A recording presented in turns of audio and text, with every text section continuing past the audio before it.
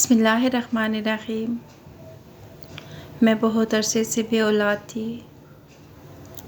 मेरी दोस्त ने मुझे अपने गांव में एक बच्चे का बताया। वो बच्चा जिस औरत की गोद में भी बैठता वो हामला हो जाती। एक रोज़ मैंने बहाने से उस बच्चे को अपनी गोद में बिठाया तो मेरे रोंगटे खड़े हो गए, क्योंकि मेरा नाम उमैरा है। मेरी उम्र 28 साल है। मेरा ताल्लुक़ एक गरीब ख़ानदान से था। हम 5 बहनें थीं। हमारा कोई भाई नहीं था। हम पैदाइशी गरीब नहीं थे, बल्कि मेरे अब्बा का अच्छा कारोबार था। लेकिन जब तक अब्बा हयात थे तब तक ही हमारे अच्छे हालात रहे। मैं 14 साल की थी जब अब्बा इस दारे फ़ानी से कूच कर गए। अब्बा के मरने की देर थी। ये दुनिया हम पर तंग करती गई। ताया ने हमसे हमदर्दी करके हमारा घर बेच दिया और अब्बा का सारा कारोबार हथिया लिया। हमें घर से बेघर कर दिया। एक औरत ने तरस खाकर हमें अपना मकान किराए पे दे दिया। अम्मा और बड़ी बहनों ने लोगों के घरों में काम करना शुरू किया। वक्त गुजरता गया। अम्मा ने जैसे तैसे करके बड़ी बहनों की शादी की। तीसरा नंबर मेरा था। रिश्ता एक अच्छे खाते पीते घराने से आ गया। सब जानने वालों ने कहा कि ये ख़ानदान हमारे मयार का नहीं, कल को 100 मसले होंगे। इस ख़ानदान में शादी ना करो। मगर अम्मा को न जाने क्या हुआ। उन्होंने इसमें किसी की बात भी नहीं सुनी थी। अम्मा मेरी शादी उसी ख़ानदान में कराने को बज़िद थी। अम्मा का ख़याल था अगर मेरी शादी बड़े ख़ानदान में हो गई तो मैं अम्मा के और दूसरी बहनों को सपोर्ट कर सकूँगी। मगर मेरी माँ नहीं जानती थी कि बड़े घर के लोगों के दिल छोटे होते हैं। मेरी शादी तो हो गई, मगर मुझे वो सब नसीब ना हुआ जो होना चाहिए था। पहले तो सब अच्छा रहा, मगर फिर मैं हर किसी की नज़रों में खटकने लगी। जब मेरी तरफ से कोई खुशखबरी ना मिली तो सास और नंदों ने मुझे दूसरी आंखों से देखना शुरू कर दिया। वो मुझसे औलाद चाहते थे, मगर मेरे माँ बाप बनने के आसार फ़िलहाल दूर तक नहीं थे। मैं छुपकर डॉक्टरों से अपना इलाज करवाने जाती थी, मगर कहीं से भी इफ़ाक़ा होता नज़र नहीं आया।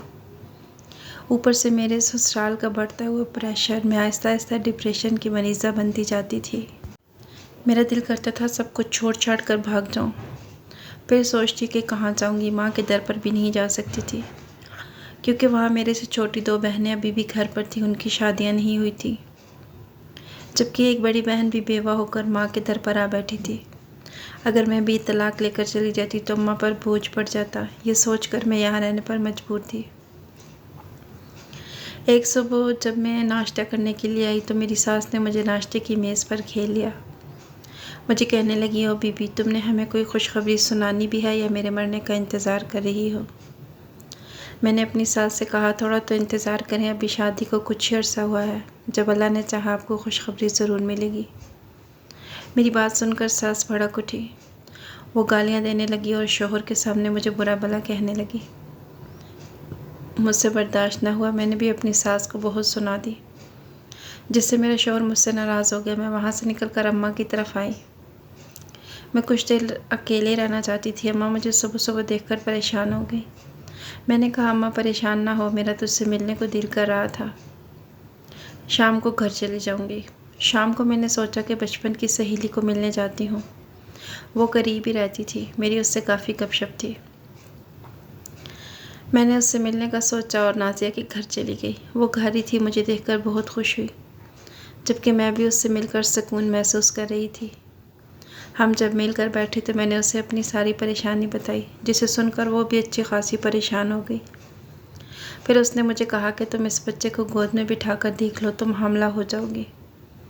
उसकी बात सुनकर मैंने नासमझी से उसकी तरफ देखा था। मुझे उसकी बात समझ में नहीं आई थी। मैंने उससे पूछा, ये क्या कह रही हो नाज़िया, ऐसा कैसे हो सकता है? तुम कहीं पागल तो नहीं हो? बच्चे को गोद में बिठाने से मैं हामला कैसे हो सकती हूँ? देखो, ये इंतहाई बुरा मजाक है। तुम जानती भी हो मैं किस कदर परेशान हूँ। हुमैरा कहने लगी, नहीं, मैं मजाक नहीं कर रही। क्या तुम्हें तुम्हारी अम्मा और बहनों ने नहीं बताया? वो बच्चा बहुत मशहूर है। जो भी औरत उसे गोद में बिठाती है उसके घर में खुशखबरी लाजमी आती है। उसकी बात सुनकर मुझे बेहद तजस्सुस हुआ और मैं सोचने पर मजबूर हो गई। मैं जानना चाहती थी कि आखिर ऐसा कैसे हो सकता है। इस बच्चे में भला ऐसी कौन सी बात थी जिससे औरतें हामला हो जाती थी? मेरे जहन में तजस्सुस का कीड़ा पैदा हो चुका था, जिसके बायस मैंने वहाँ जाने की हामी भर ली। मैंने नाज़िया से कहा कि मुझे उस बच्चे के पास ले जाओ ताकि मेरी ज़िंदगी में भी कोई खुशी आ जाए। इस पर वो कहने लगी, मगरिब का वक्त हो गया है, तुम ऐसे करो, आज रात अपनी माँ के घर ही रुक जाओ, मैं तुम्हें सुबह ही उसके पास ले जाऊँगी। मैंने उससे कहा, मैं अम्मा की तरफ नहीं रुकूँगी, ऐसे तो मेरे ससुराल वालों को और मौका मिल जाएगा। वो अचानक मेरे पीछे वहाँ क्या क्या मंसूबे बना रहे होंगे। मैं कल सुबह 10 बजे अपने घर से तुम्हारे पास आ जाऊँगी, तुम तैयार रहना। मगरिब में थोड़ा ही वक्त रह गया था। मैंने वहाँ से रिक्शा पकड़ा और सीधा अपने ससुराल आ गई, जहाँ सुबह वाला मैदान अभी तक गर्म था। मेरी सास ने अभी तक रोना डाला हुआ था कि मैंने उसके साथ बदतमीज़ी की है। मेरे शोहर ने मुझे कहा, अगर तुम्हें इस घर में रहना है तो मेरी माँ से माफ़ी मांगो, वरना मुझे फ़ैसला करने में टोटल 2 मिनट लगेंगे, क्योंकि खुशी तो मुझे तुमसे कोई मिली नहीं, ऊपर से तुम मेरी माँ से बदतमीज़ी करती हो। ये बात मुझे मंजूर नहीं। शोहर की बात सुनने के बाद मैंने डबडबाई हुई निगाहों से उसकी तरफ देखा। मेरे दिल ने बेसाख्ता चीख चीख कर अल्लाह से दुआ की थी कि या अल्लाह मेरी आजमाइश ख़त्म कर दे और मुझे औलाद की नेमत से नवाज दे। मैंने अपने शोहर की तरफ देखा, जो मेरे बोलने का मुंतज़िर था। मैं बिना कुछ कहे ही सांस के पैरों में बैठ गई और उसके सामने अपने हाथ जोड़ दिए। मेरी आंखों से तेज़ी से आंसू गिरने लगे। मैंने अपनी सास से कहा, मुझे माफ़ कर दें, मैंने वो सब जानबूझ के नहीं किया। मैं नहीं चाहती थी कि आपसे बदतमीज़ी करूं, मगर मुझसे ऐसा हो गया। आप मुझे माफ़ कर दें। ये कहकर मैं अपने कमरे में आ गई और फूट फूट कर रो दी। रोते रोते न जाने कब मैं नींद की वादियों में उतर गई। सुबह जब मेरी आँख खुली तो रात का आखिरी पहर चल रहा था। मेरे दिल में एकदम से तहज्जुद की नमाज़ अदा करने का ख़्याल आया। मैंने सुन लिया था कि तहज्जुद की नमाज़ में जो भी अल्लाह से मांगा जाए वो मिल जाता है। मैं फ़ौरन से उठी, वज़ू किया और रो रो कर अपनी औलाद के लिए दुआएं करती रही। अगली सुबह मैं नाज़िया के घर पहुंच चुकी थी। वो मुझे अपने साथ लेकर उधर चली गई। कहने लगी, यहाँ पर एक बच्चा गायनेकोलॉजिस्ट के क्लिनिक पर होता है। जो भी औरत हामला होना चाहती है वो यहाँ आ जाती है, और फिर ये औरत डिलीवरी भी उसकी खुद ही किया करती थी। रोज़ाना की तरह अपने क्लिनिक में वो औरत मौजूद थी। 2 कमरों पर मुश्तमिल ये छोटा सा क्लिनिक था। बाहर डॉक्टर शकीला गायनेकोलॉजिस्ट बड़े वाज़ेह अल्फाज में जगमगा रहा था, लेकिन वहाँ पर बहुत ज़्यादा रश था। औरतें एक दूसरे को धक्के देकर आगे जाने की कोशिश कर रही थी। मैंने अपनी दोस्त से पूछा, ये क्या है? तो वो कहने लगी, यहाँ हर रोज़ ऐसा ही रश लगा रहता है। लेडी डॉक्टर सिर्फ 10 औरतों को चेक करती है, जिनमें से 3 औरतों को मौका मिलता है कि वो इस बच्चे को गोद में बिठा सकें। अब ये किस्मत की बात थी कि किसको मौका मिलता है और किसको नहीं। मैं और नाज़िया भी जाकर लाइन में खड़ी हो गई, मगर काफ़ी वक्त गुजर जाने के बाद भी हमारा नंबर नहीं आया। खड़े खड़े हमारी टांगें दुखने लगी। मुझसे मज़ीद खड़ा नहीं हुआ जा रहा था।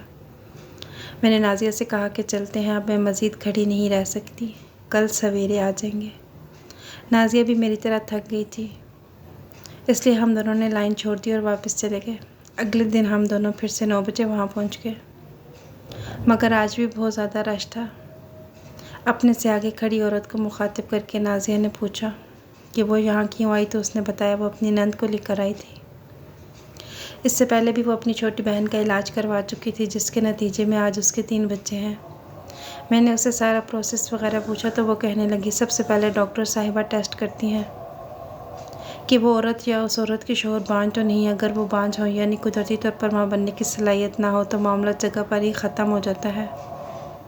फिर वो किसी को झूठी उम्मीद नहीं दिलाती, मगर जब माँ बनने के चांसेस हों और औरत किसी वजह से माँ ना बन पा रही हो तो लेडी डॉक्टर उसका इलाज शुरू कर देती हैं। इलाज क्या करती हैं, बस एक इंजेक्शन लगाती हैं और उस बच्चे को उस औरत की गोद में बिठा दिया जाता है। वो औरत इस बच्चे को 10 से 15 मिनट तक गोद में बिठा कर रखती है। इस सब के बाद वो औरत महीने बाद उसको वापस आने का कहती है। बस ये एहतियात करनी होती है कि औरत को इस दौरान अपने शोहर से दूर रहना पड़ता है। उस 1 महीने के दौरान अगर औरत अपने शोहर के पास जाए तो डॉक्टर ने जो इलाज किया होता है वो सब ज़ाया हो जाता है और फिर दोबारा से पहले वाला प्रोसेस करना पड़ता है। उस औरत की ज़बानी ये बातें सुनकर मैं हैरत से नाज़िया की तरफ देखने लगी थी। उस औरत की बातें अजीब सी थीं।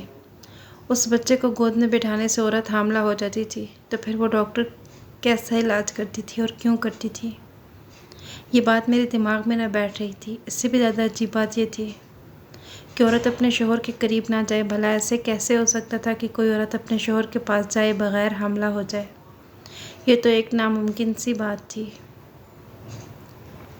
मैंने नाज़िया को पकड़कर लाइन से बाहर निकाला और उसे अपने साथ लेकर साइड पे आ गई। नाज़िया, ये सब क्या है? क्या तुम्हें यकीन है कि तुम मुझे सही जगह पर लाई हो? तो नाज़िया कहने लगी, हो मेरा यकीन करो, मैंने अपनी आंखों से देखा है। 10 साल जिन औरतों की शादी गुजर जाने के बाद औलाद नहीं हुई, यहाँ से एक मर्तबा इलाज कराने से उनकी औलाद हुई है। तुम एक बार ये आजमा के देख लो। आजमाने में क्या हर्ज है? उसकी बात सुनकर मैं लाइन में आकर खड़ी हो गई थी। आजमाने में भला क्या हर्ज था? अब नंबर आता तो सही होता ना। मैंने नाज़िया से कहा, भाई नाज़िया कोई सिफारिश वगैरह लगवाओ ताकि हमें किसी तरह अंदर जाने का मौका तो मिले। मुझे नहीं लगता कि इस तरह पूरा महीना हमारा नंबर आएगा। मुझे लगता है कि यहाँ सिफारिश से ही काम चलता है। अगर किसी तरह से उस डॉक्टर का नंबर मिल जाए तो भी कुछ काम बन सकता है। मगर अब परेशानी ये थी कि नंबर मिलता कहाँ से? नाज़िया ने मेरा साथ दिया। उसने अपनी एक जानने वाली से रब्ता किया और थोड़ी देर में उस डॉक्टर का नंबर मुझे मिल चुका था। मैंने अल्लाह का नाम लेकर उसके नंबर पर कॉल मिलाई। काफ़ी देर तक कॉल जाती रही मगर आगे से जवाब मौसूल ना हुआ। न जाने मेरी किस्मत ख़राब थी या फिर खुदा की कुदरत थी जो मुझे बार बार वहाँ जाने से रोक रही थी और इस तरह रुकावटें डालकर मुझे इस क्लिनिक के अंदर जाने से रोका जा रहा था। कोई मुझे इशारे देकर समझाना चाहता था। अगर मुझ में अक्ल होती तो समझती ना। हमें कुदरत के इशारे समझ नहीं आते। मैंने 2-3 मरतबा कॉल मिलाई लेकिन जवाब मौसूल नहीं हुआ। उसके बाद मैंने फ़ोन बंद करके पर्स में डाल दिया। अभी कुछ ही देर गुजरी थी, सब औरतें अपनी बातों में मसरूफ़ थीं। कोई कपड़ों की बातें कर रही थी, कोई जूतों के बारे में कि अंदर से यकदम एक लड़की के चीखने की आवाज़ ने हमें अपनी तरफ मुतवज्जे किया। इसके बाद ना ख़त्म होने वाली चीखों का सिलसिला शुरू हो गया। हम सब हक्का बक्का एक दूसरे की तरफ देख रहे थे। इस बात में कोई शक नहीं था कि चीखों की आवाज़ क्लिनिक के अंदर से ही आ रही थी। हम सब एकदम से परेशान हो गए थे लेकिन न जाने अंदर क्या हो रहा था। थोड़ी देर के बाद क्लिनिक का दरवाज़ा खुला और एक लड़की रोते हुए क्लिनिक से बाहर निकली थी। वो औरतों की कतार को तोड़ते हुए वहाँ से निकल गई थी। उसकी हालत बहुत बुरी थी और वो इंतहाई बुरी तरह रो रही थी। इसके साथ ही क्लिनिक के दरवाजे पर क्लोज्ड का बोर्ड लग गया था और फिर अगले कई दिनों तक वहाँ पर क्लिनिक बंद ही रहा था। मैं तो वहाँ से इलाज करवाना चाहती थी मगर अब मुझे तजस्सुस था कि उस लड़की के साथ क्लिनिक में ऐसा क्या हुआ था जो वो इतना ज़्यादा चीखी थी। यकीनन उसके साथ कुछ ना कुछ गलत हुआ था तभी उसकी ये हालत थी और अब मुझे यही बात जाननी थी कि अगर कुछ हुआ था तो क्या हुआ था। लेकिन क्लिनिक खुलता तो ही राज का पता चलता। एक दिन हम वहाँ पर गए तो क्लिनिक के आसपास पुलिस वाले फिर रहे थे। भले पुलिस वालों का क्या काम था? हमें वहाँ देखकर कुछ ख़वातीन ऑफिसर्स हमारी तरफ आई थी और हमारा रास्ता रोककर खड़ी हो गई। पुलिस को यूँ रास्ता रोककर खड़े देखकर हम दोनों घबरा गई। उनमें से एक औरत कहने लगी, मुझे आपसे ज़रूरी बात करनी है, थोड़ी देर के लिए हमारे साथ आओ। हम दोनों किसी रिमोट कंट्रोल गुड़िया की तरह उनके पीछे पीछे चलने लगी। हमने चादर से अपने मुंह ढाँप लिए थे और हम बार बार मुड़कर इधर उधर देख रही थी कहीं हम दोनों को देख ही ना ले, क्योंकि अगर कोई हमें पुलिस के साथ देख लेता तो लोगों ने बग़ैर सोचे समझे 100 बातें बनानी थी। खैर वो खातून ऑफिसर और उसके साथी हमें लेकर कदरे सुनसान जगह पर आई थी। हम उनके बोलने का इंतज़ार कर रहे थे लेकिन नाज़िया की आदत थी कि वो चुप नहीं रह सकती थी। उसने फटाफट से पूछ लिया, आप हमें यहाँ पर क्यों लेकर आई हैं, बताएं क्या बात है। तो वो ऑफिसर कहने लगी, तुम दोनों यहाँ पर क्या कर रही थी? तो नाज़िया ने जवाब दिया कि हम औलाद के लिए इलाज करवाने आई थी। हमने उस बच्चे के बारे में बहुत सुना है इसलिए ये भी चाहती है कि ऐसे के भी बच्चे हो जाएं। मगर हमारा क्लिनिक के अंदर जाना ही नहीं हुआ। इंस्पेक्टर ने पूछा, इन दोनों में से आप दोनों में से इससे पहले यहाँ किसी ने कोई इलाज करवाया है या तुम दोनों में से किसी ने उस बच्चे को देखा है? इस पर हमने नफ़ी में सर हिलाया, जिस पर उस इंस्पेक्टर ने एक गहरा सांस भरा था। फिर वह हमें साथ लिए पास के ढाबे में जा बैठी उसने हमें मुखातिब किया और कहा, जो कुछ तुम दोनों को बताने जा रही हूँ बहुत गौर से सुनना। हम दोनों पूरी तरह से उसकी तरफ मुतवज्जे हो गई थी। इसके बाद जो कुछ उसने हमें बताया, हमारे पैरों तले से ज़मीन निकल गई। हम हैरत से मुंह खोले एक दूसरे की तरफ देख रही थी। हमें यकीन ही नहीं आ रहा था कि जो हमने सुना है वो सच है या नहीं। हम घर वापस आ गए।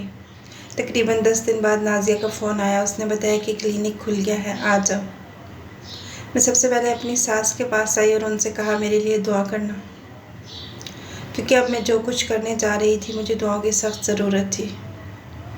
एक दुआ ही थी जो मुझे कामयाब कर सकती थी। खैर, मैं घर से निकली और क्लिनिक गई। नाजिया को मैंने क्लिनिक पर बुला लिया था। क्लिनिक के सामने आज रश नहीं था, इसलिए मैं और नाजिया सीधा ही अंदर चली गई। सामने ऑफिस था जिस पर भारी भरकम जिस्म वाली औरत बैठी हुई थी। वही डॉक्टर शकीला थी। सलाम दुआ के बाद उसने हमें बैठने के लिए कहा। मैंने एक नज़र उस ऑफिस के कमरे में दौड़ाई। उस कमरे की दीवारों पर उसने अपनी डिग्रियां फ्रेम करके लटका रखी थी और साथ ही साथ दीवार पर वो बहुत से चार्ट भी जगमगा रहे थे। वो वाकई एक बहुत बड़ी डॉक्टर थी। उसने मुझसे पूछा तो मैंने एक ही मर्तबा में सारी तफसील बता दी। साथ ही साथ मैंने उसे अपने टेस्ट भी दिखा दिए जो मैंने मुख्तलिफ़ जगहों से करवाए थे। मैं वो सारे टेस्ट इसलिए साथ ले गई थी ताकि फ़जूल के टेस्ट करवाने में वक्त ज़ाया ना हो और वो जल्दी से मुझे उस बच्चे से मिलवा दे। फिर यही हुआ। मेरे सारे टेस्ट देखने के बाद उसने मुझे कहा कि तुम माँ बन सकती हो। तुम अभी 30,000 की रकम जमा करवाओ, मैं तुम्हें अभी इंजेक्शन लगा देती हूँ। तुम अभी उस कमरे में चली जाना, वो बच्चा वहीं पर है। तुम उसे गोद में लेकर बैठ जाना 15-20 मिनट तक। इसके बाद तुम घर जा सकती हो, लेकिन एक बात की एहतियात करना, बच्चे को गोद में बिठाने के बाद 1 महीने तक शोहर के करीब नहीं जाना। उसकी बात सुनकर मैंने हाँ में सर हिलाया था। मुझे उसकी बातें समझ आ रही थी। मैंने बैग से 30,000 निकाल कर उसकी तरफ बढ़ाए, जो देखकर उसकी आंखें चमक उठी।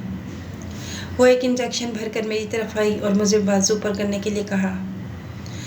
मैंने बाजू ऊपर करने की कोशिश की, मगर ऐसा मुमकिन ना हो सका क्योंकि मेरी आस्तीन काफ़ी तंग थी।